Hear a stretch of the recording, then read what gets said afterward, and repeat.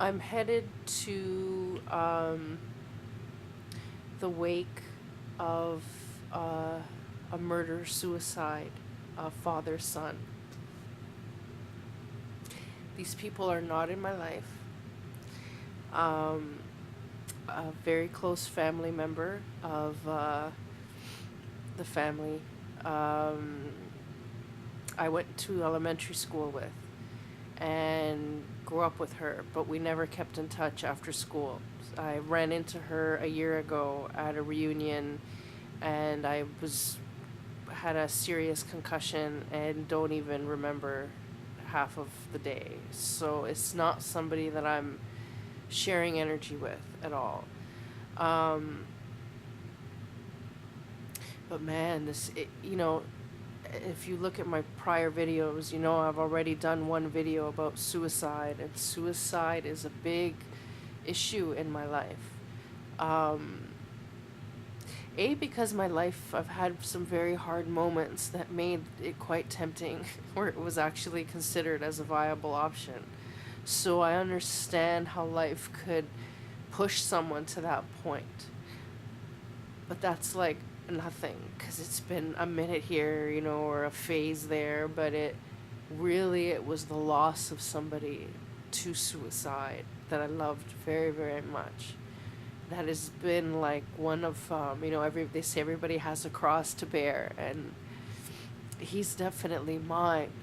So anytime there's a suicide in the vicinity of me, I'm very obviously impacted.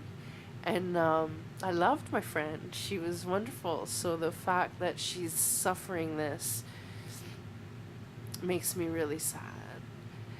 And one of the things that this brought up for me was horrible memories of all the asshole things people said to me after my buddy killed himself. And it caused me to actually hate some people, and I never forgave them, and never talk to them again, kind of thing, because you're really sensitive when someone kills themselves, and you have to understand that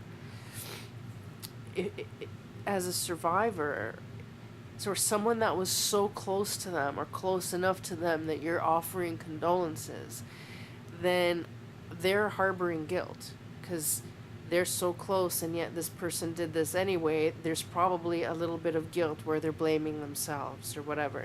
And you could say don't blame yourself, but that almost makes it worse, because if I was innocent, why are you telling me not to blame myself? Obviously you think I'm blaming myself, which means I should be blaming myself. So you telling me not to blame myself is actually pointing out that I'm probably guilty. So if I was really innocent, why would you think I'd be feeling guilty? So first of all, don't say that, okay? Because automatically you're giving somebody a complex. But anyway, I'm trying to teach you how not to be an asshole when people commit suicide. And also, in this particular case, it's a murder-suicide. And it's really because it's a child that was murdered by the dad. It would be easy for people to demonize it, or why would you kill your own kid, or, and I have some experience with the criminal element in my life, and education, and I volunteered in nonprofit for people coming out of prisons, and one of the things I studied was violent crime because we were trying to prevent it. And people aren't evil. Shit happens. That's what I've learned. That people are not evil. Shit happens. And it doesn't matter what you think about him or the kid, or even about suicide. It does, your opinions and your religious beliefs, and to the person who's suffering that loss, like when my friend died, I can't tell you every other person was like, well, I don't believe in suicide. I give a fuck what you believe. My religion, am I your religion? I'm not your religion, so I don't give a fuck what your religion says about suicide. It's a coward. Fuck fuck you. I don't have the balls to pull a gun in my head and pull the trigger. There were lots of times in my life I wished I was dead. I never had the balls to do it. So fuck you with the coward shit, first of all. Secondly, I don't want to hear anything negative. This is somebody that I'm mourning, that I love. Even if they were the biggest prick on the planet, I don't need you to tell me what their faults are. I don't want to talk about their faults. Because if I'm mourning, then obviously there were some good things about them too. So you need to let the mourner cling to that. Because that's the only thing that gives you comfort and peace. And who are you to take that away from somebody?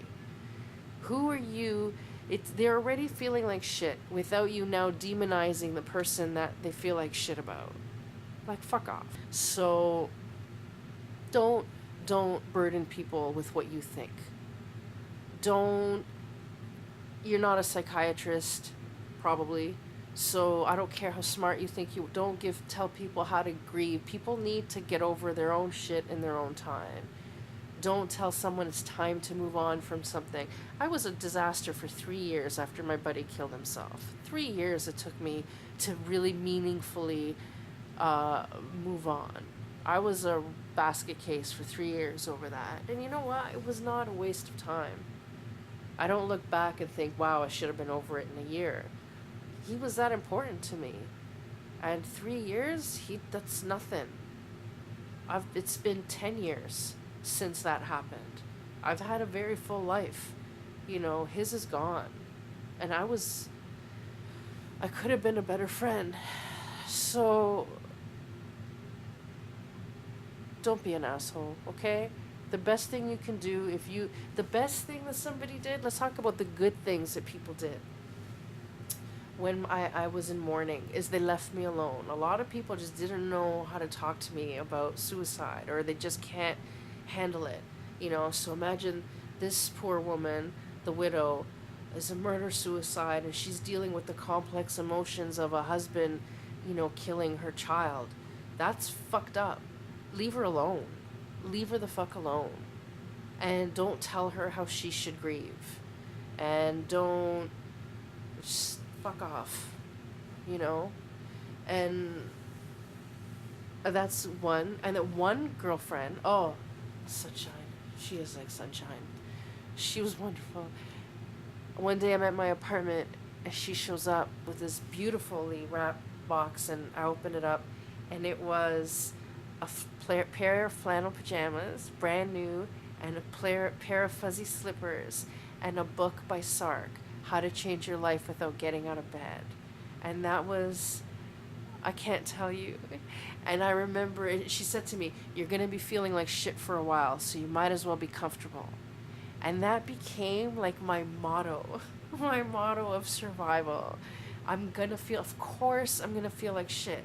So I'm not going to fight my grief. I'm gonna suck it up, and I'm gonna hate him and love him and scream at the air and ask him why, and I'm just gonna give myself this time, and I'm gonna cry like an idiot, and that's okay.